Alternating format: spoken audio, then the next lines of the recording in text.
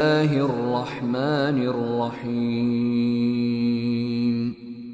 تبارك الذي بيده الملك وهو على كل شيء قدير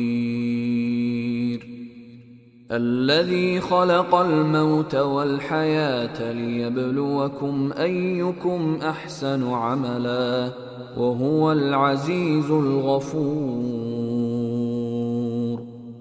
الذي خلق 7 سماوات طباقا ما ترى في خلق الرحمن من تفاوت فارجع البصر هل ترى من فطور